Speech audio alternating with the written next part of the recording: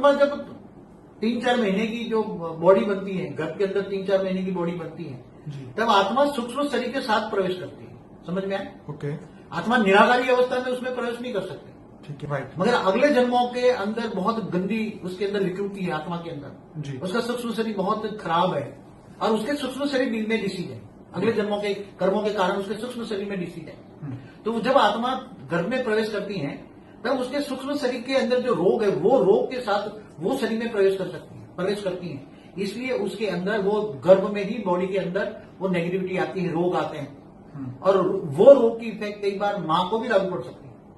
मगर ज्यादातर ऐसे बच्चे पैदा होने का कारण अगले जन्मों के विकर्मों का कारण, पाप का कारण, सूक्ष्म शरीर डिस्चार्ज, कारण शरीर डिस्चार्ज। इसलिए जन्म गर्भ में ही पाप होता है, लूले लंगड़े पैदा होते हैं तो उसके सूक्ष्म शरीरों में भी ही ऐसी कमजोरियां होती हैं और वो सूक्ष्म शरीर अगले जन्म में कमजोर होने के कारण उसके अनेकों जन्मों का कर्मों का फल होता है।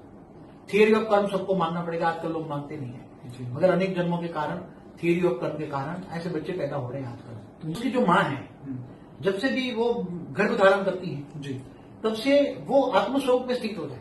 ठीक है। और आत्मस्वरूप में स्थित होकर और वो ऑलमाइटी अथॉरिटी के उच्चते उच्च परम धाम में से पावर उतारे, आत्मस्वरूप में होकर परमात्मा से, उच्चते उच्च परमात्मा से पावर ले, योग लगाए, कनेक्शन जोड़े, याद करे ऑलमाइटी अथॉरिटी को, बेहद का उच्चते उच्च परम धाम में याद करे तो उसकी आत्मा में पावर आएगी।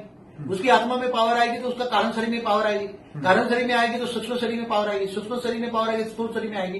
तो जो बच्चा का शरीर अंदर बन रहा है गर्भ में, तो वो बच्चा का जो शरीर के अंदर भी पावर आएगी और बच्चे की आत्मा भी जब 3-4 महीने में प्रवेश करेगी तब वो बच्चे का सूक्ष्म शरीर के अंदर भी माँ की पावर जाएगी। जैसे माँ की पावर से ही बच्चा बनता है ना, पलता है ना, बनता है ना, ऐसी तरह माँ की परम लाइफ की शक्ति, परम लाइफ की शक्ति उसकी बॉडी के अंदर जाएगी, उसकी आत्मा के अंदर जाएगी और आत्मा उसकी जो बच्चे की आत्मा भले नेगेटिव अंदर प्रवेश कर गई थी मगर उसके अंदर धीरे धीरे धीरे परम लाइट आएगी। आत्मा भी परम अंदर बैठी बैठी जो माँ करती है वही बच्चा करेगा ना अंदर।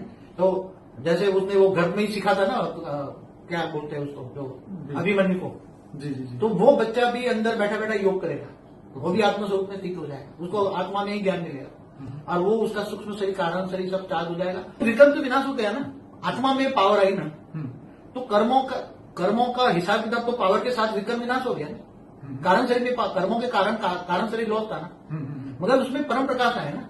ठीक है। तो आत्मा में अंदर परम प्रकाश आ जाए तो आत्मा की स्टेज बदल जाती है ना, आत्मा तमो प्रधान बन गई तो तमो से रजो से सतो प्रधान बन जाती है ना।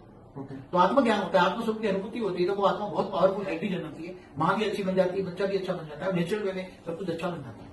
माँ अगर आत्मस्वरूप में स्थित होकर आत्मा शरीर को चलाती है ना तो तुम कौन, स्वयं को जाना आत्मस्वरूप, तो आत्मस्वरूप बनकर वो उच्च परमात्मा को याद करती है।